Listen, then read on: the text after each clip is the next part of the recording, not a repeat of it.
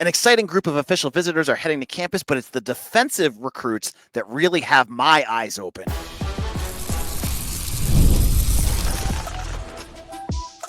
You are Locked On Boston College, your daily podcast on the Boston College Eagles.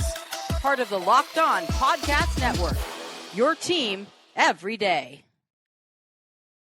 Hello, everyone, and welcome. This is Locked On Boston College, your team every day. I am your host, AJ Black of Eagle Insider, part of the 247 Network. I have been covering Boston College for over a decade. I love this school. I love covering them and bringing you all the analysis, scoops, and details that you're looking for your Boston College Eagles. We do the show 5 times a week. We have expert analysis and everything you're looking for, so make sure you stay locked in here. Today's episode is brought to you by FanDuel. Make every moment more with FanDuel. Right now, new customers can get $200 in bonus bets when your first $5 bet wins. On today's show, we're diving into basketball scheduling and an interesting new change for BC as the secret scrimmages are gone. And there's a new exhibition game that you're going to want to know all about with an opponent that most BC fans can't stand. We're going to also look at a new local name that BC offered and should be a name that you're all aware of as we hit official visit season. And we're now 24 hours away from the start of official visits. What about this new group coming in week 1 really stands out to me? I'll talk about one set of players I think that you really should know about. So let's kick it off. This is the first week of official visit. There's 4 weeks for BC. They do the end. This is like kind of their set schedule. End of May to mid-June, June 20th, a little bit more than mid-June. And they're going to have about 35 to 40 recruits over that month come to campus. They have right now 13 recruits committed. And I'm guessing they're looking at a class of around 25. They're going to go for a full class. If you look at the needs that they have and the amount of players, I think 12 looks like about the number they're going to get. Now, for official visits, they're going to probably bulk out most of their class with this group. This weekend, I look and I see talent. I definitely see a lot of talent on the offensive side of the ball. You got Santana Carlos, my favorite name, right? This is a kid on wide receiver. I will be making Carlos Santana jokes for 4.5 years if this happens. And some of you are already groaning, but he's coming. But and there's other good players too coming as well. But I look at the defensive side of the ball. That position is what caught my eye because you have a lot of really good talent. Now, Carter Gooden's not coming this weekend. I gotta preface this. So yes, your crown jewel isn't here this weekend, but a lot of really good talent at all 3 levels of their defense will be on campus. So that I think is really important. If BC was to go out and land some of these, all of a sudden your defensive depth into this class has really solidified itself. Now, one position I wanted to talk about is the defensive back position. Now, this has been a position that has been kind of murky for the last couple of months, and for good reason in terms of recruiting. One, it really hasn't been, I would say, one of the higher priorities in terms of new offers because they are absolutely stacked from last year. Remember, in class of 2025, Bill O'Brien brought in, I believe, 9 safeties and defensive backs. Like a good chunk of that class last year were just defensive backfield, and it's paying off. I mean, we talked about, TJ Green and Ashton Cunningham and Najidas and Kala already starting to look good during practice. So they've done a nice job at that position. So they don't really need to, build a huge group of defensive backs because they already did that. The other piece is Ray Brown left, and Ray Brown was one of your key recruiters. He was a very active recruiter in the Midwest and at that defensive back position. So now that he's gone, your priorities and who you're connected with kind of change. BC brought in former Jacksonville Jaguar defensive backs coach, Corey Robinson. And, it's taken a little bit for him to kind of build his board, I'm sure, figure out who he's going to offer, who he's going to prioritize, what schools he has relationships with. And now the new names are coming out. And one of the names that popped up in the last week or so that really interests me is South Carolina defensive back Jordan Best. Now, Jordan Best is a speedy defensive back, like a track star, like really top end speed.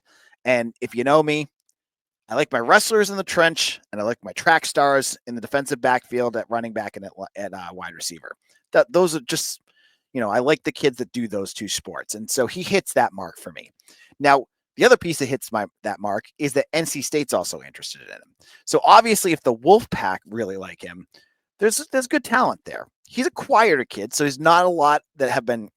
I mean, he was a last minute addition to our list because he just hasn't really talked a lot. He's not a kid that puts up the graphic on Twitter or does interviews. He's just been kind of low key.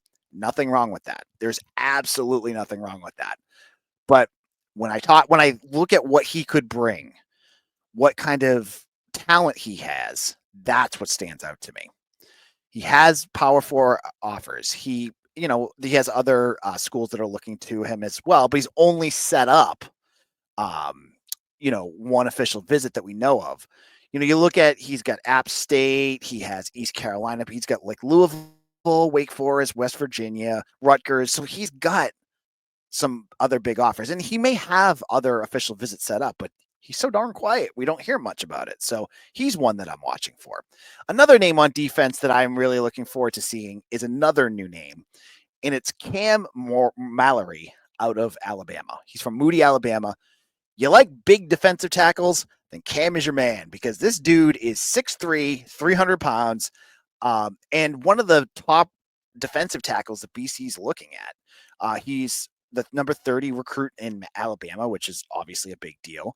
He's got a good offer list that includes Cincinnati and Georgia Tech and Louisville, Missouri, Stanford. Yeah, so like you want that. He's rated like an 88, so this was a name that wasn't really, again, put out that much, but he's going to be on campus. And defensive tackles, you need defensive tackles. If you look at where the depth could go next year, pending that there's not an additional year of eligibility added because of that new, NCAA regulations they're looking at about adding a fifth year, you're losing most of your snaps, almost all of them. And so you need to start building up that depth, and he would be a great addition. And then you go to the names that I brought up on the show the other day.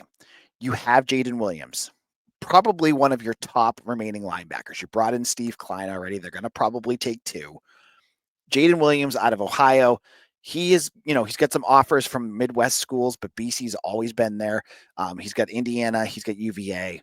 Those are his official visits. I really want this kid to end up at BC. I think he would be a great addition for that group. And really, you could go 3 and get Rocky Cummings too, because I think he would be a good addition too. But if you get 2 linebackers, you bring him in, and you bring in Steve Klein, you've done a nice job. And then the other one was Jermaine Polk. Jermaine Polk was another one we brought up on the show the other day. He's most likely also going to be a defensive tackle. He is a super fast rising defensive lineman in terms of just offers. He's got Iowa State, Iowa, there's a few Midwest schools that are looking at him, all Power 4. So these are real talent. Like you look at, and there's more that I'm not even getting into here, that are coming as well. Guys like Lex Willis or Samad 80, couple defensive backs, you got a good group here. And I just feel that if BC knocks it out of the park during this official visit weekend, they could really get this defense in good spot. Then what do you need? You got to cap it off with Carter Gooden. You just gotta, he's that crown jewel this year. A and B with Marky Walbridge. Like you got to get both. Well, I would love to see BC get both of them, but we'll have to wait to see. So that defense, it's going to be the group to watch, and we'll have to wait to see what happens. And we'll have reports because the news starts rolling in on Sunday, and I'll be reporting all over it on Eagle Insider. I'll be back here on Monday to talk about it. There's going to be all sorts of news. You got to make sure you're locked here on Locked On Boston College, and make sure you're an everydayer so that you're not missing any of this news. You want to know your BC stuff so that you know who's coming here. In a moment, I'm going to discuss a new name on the other side of the ball that I think you need to know about, who is local and has seen his recruiting blow up, and BC is now involved. I'll explain what that means in just a moment.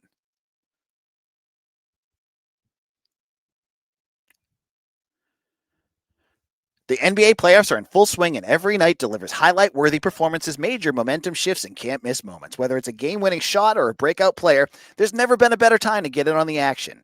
FanDuel makes it easy to stay in the game before tip-off and live. With players, props, performance trends, and same-game parlays, fans have more ways than ever to play smart and win big. This has been an unbelievable playoffs with also, Tyrese Halliburton playing out of his mind. And you've got all these new names of players, taking that role that the Celtics failed to do. Maybe you're going to go with their points in the game or their assists. It's so easy to find on FanDuel. It's your imagination is your only limit. So if you're new to FanDuel, it's the perfect time to sign up. Head to FanDuel.com and place your first $5 bet. If it wins, you'll get $200 in bonus bets. Make every moment more with FanDuel, the official sports betting partner of the NBA.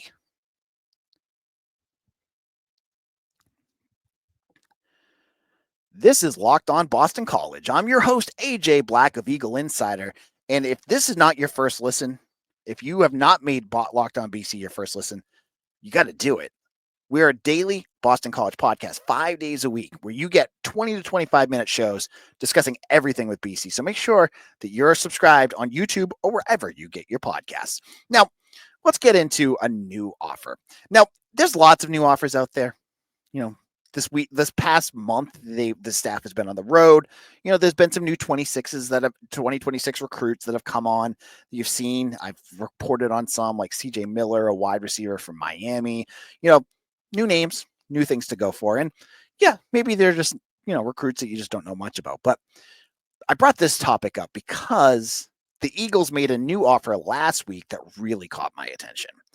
And the recruit that they offered was an offensive tackle from Connecticut named Charlie Toms. Charlie Toms is the epitome of a late bloomer in the recruiting process. About a month and a half ago, he had very little interest. There wasn't much that people saw in him. Now, he did camps. He did all sorts of things that caught the eye of coaches. First team that really kind of pounced on this was Wake Forest, who set up an official visit with him already. So he's already going to take that visit. And we've seen Wake Forest land local kids before. There was the kid from was it Deerfield Academy or something like that that went down last year, and it happens, right? Well, now Charlie Toms, he has that visit, but he's been racking up offers left and right. We saw offers from Nebraska, Syracuse. There's other schools that are all looking at him and offering. And BC, kind of late, I would say a little bit late to the party, jumped in last week to offer him as well. Well, I think this is great because you have 4 offensive linemen already committed, which is a stellar class already. Like, you're already feeling like, man, they're going to get the trenches built. This is a great start, but you're looking at 5, maybe 6 recruits.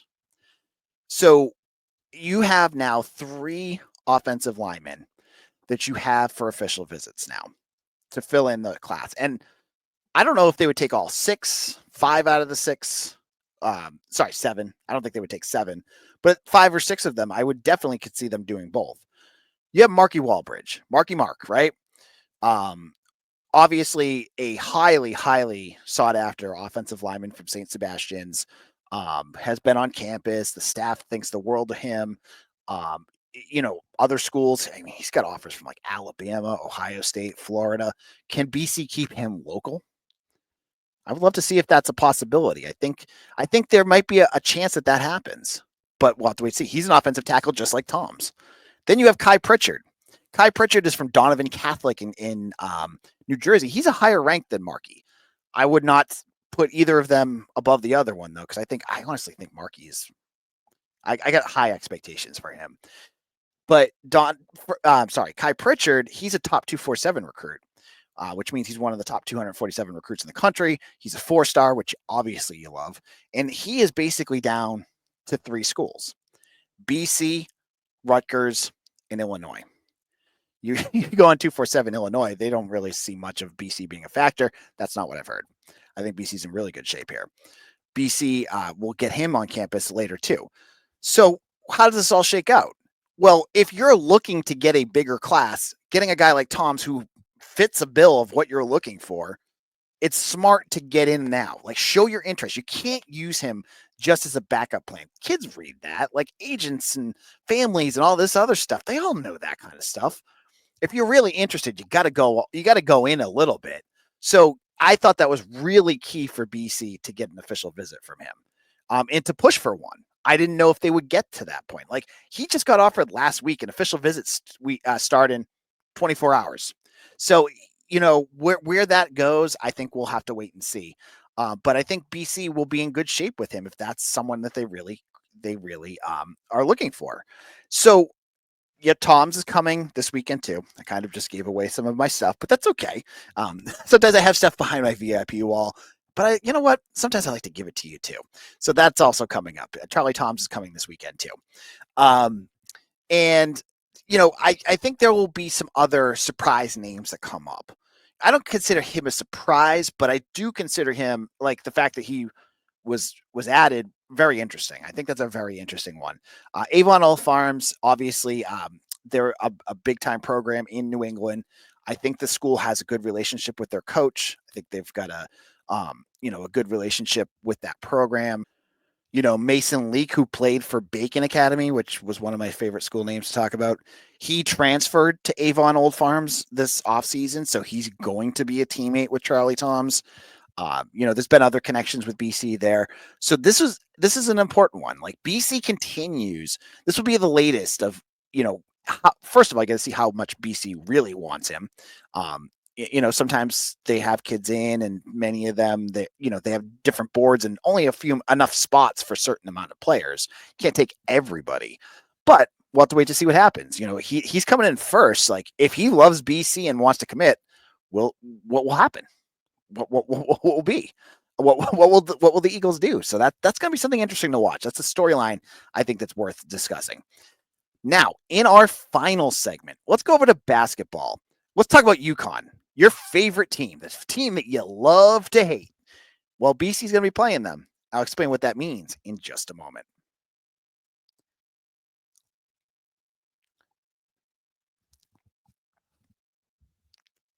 Welcome back. This is Locked On Boston College, your team every day. I am your host, AJ Black of Eagle Insider. And when you're done with this episode, check out Locked On ACC, hosted by Kenton Gibbs and Alex Dono. Unfortunately, I didn't make the squad this week. I just didn't have the time to do it, but I think I'll be back next week. So make sure you check that out on YouTube or wherever you get podcasts. I hope you guys like my new shirt too. Pretty sharp, huh? I wish I could, get them for you guys, but it's for me now. You get to see my Locked On BC swag.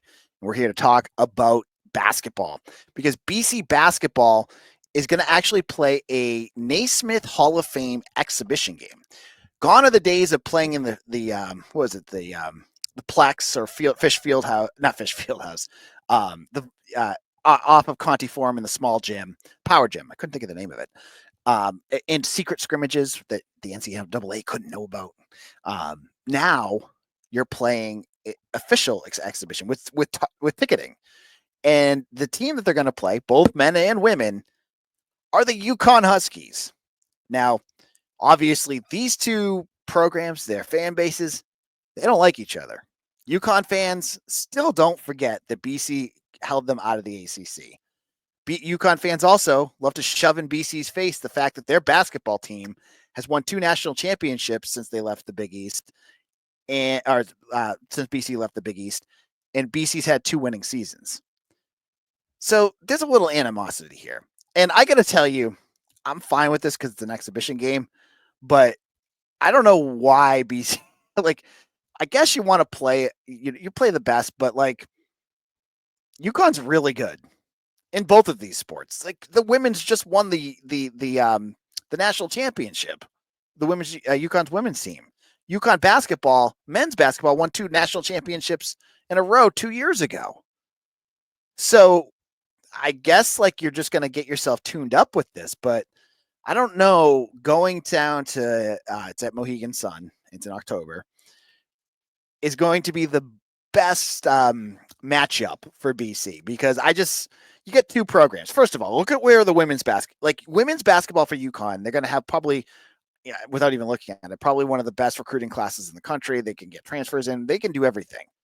BC women's basketball just lost their entire roster to the transfer portal. Well, all but like 2 women are gone, and replaced them with lots of projects. players that haven't, you're looking at and you're going, that's going to be a bit of a leap. They're going to be playing UConn, a team that destroys everybody. Hopefully this won't be televised. I just hope it won't be. Against the men, you get your men's team again. Your team has been, you're in better shape. If Jason Asamoah and Chase Forte, they kind of come along, and some of your Aiden Shaw looks good. To add to Donald Hand and some of the Fred Payne and some of the other guys, maybe you're in better shape. But Dan Hurley, I could see Dan Hurley going into this game going, I'm going to run the score up and make BC look bad because I want to be the best program in this area, and I want to make sure everyone knows that. I could just see him doing that. I could also see him not playing the starters all that much. That could happen as well. That being said, that week is going to be UConn week here at Locked On BC because you have those two games. And on October 18th, you host UConn football. So there's a lot of UConn. There's a lot of UConn that week. And for two fan bases that don't like each other, that's going to be a lot of fun. Now, the other piece of basketball news is that the ACC schedule came out. Now, we knew ahead of time that BC was going to play Notre Dame in a home and home. And I thought that was good because I don't think Notre Dame's all that great. Like I don't want to see Syracuse because they're just they're a matchup nightmare for BC. Just play them once because it never ends well against them. Well, sometimes it does, but not enough. Notre Dame, you've had a lot more historical success against, so I like that. Then you found out this week that their second opponent that you play twice, that's going to rotate, is Miami. That's just this year, and again, I kind of like it because Miami just lost Jim Laranga. They just brought in a new coach. Yes, they've added some guys in the transfer portal, but they're not doing what NC State did. NC State is going to be a juggernaut this year. They're really getting good. So they're going to get up there with the Louisvilles and Dukes this year. So you get Miami, who's in a rebuild too. Not a bad draw. The third piece of news that came out of this is you don't get Duke at home. You don't get UNC at home. So there goes your invite all the away teams to come and pack Conti Forum games. You instead don't get UNC at all. They're the one team that you don't play this season at all. And after last year where BC had the lead against them and blew it, kind of bummed because this team should be better than last year. They just should be much better than last year. And you took that team to the limit. I would have loved to have seen BC play UNC because I think they could beat them. UNC hasn't done a ton in the transfer portal. They're obviously going to get good recruits, but they're that team that's kind of in that area where you could catch them. I'm not saying they're definitely going to catch them, but I think you could. So that was the one piece with that schedule. Now, if you want to check it out, I'm not going to dive in. I bore you to tears if I talk about the home and aways and who do we get at home? Who do we get away? You get Syracuse away too. You don't get them at home. So a lot of our home games are not the ones that are going to pack Conti Forum. So a lot of quieter games unless the team plays well. But we'll have more scheduling updates because they still got to fill the schedule out. They got UMass. They've got the midseason tournament. There's going to be other games that they're going to add, but that all comes out during the summer. We'll find out. We'll talk more about it on tomorrow's show. BC football found out their starting times for 3 of the games. I'll tell you about what I like about the schedule and what I'm a little worried about. We'll get into more about the official visit season, maybe a name I will pick as my watch to see if they commit this week. I'll give you that name and a whole lot more. Make sure to follow us on Twitter at AJBlack247 or Locked On BC. Check out my work at Eagle Insider and make sure you hit that like and subscribe button because we want to make sure that you're here 5 days a week for Locked On BC. You want to be an everydayer like some of our other great everydayers who are in our comment section right now talking about Boston College sports. And I'll see you again soon for another episode of Locked On Boston College, your team every day.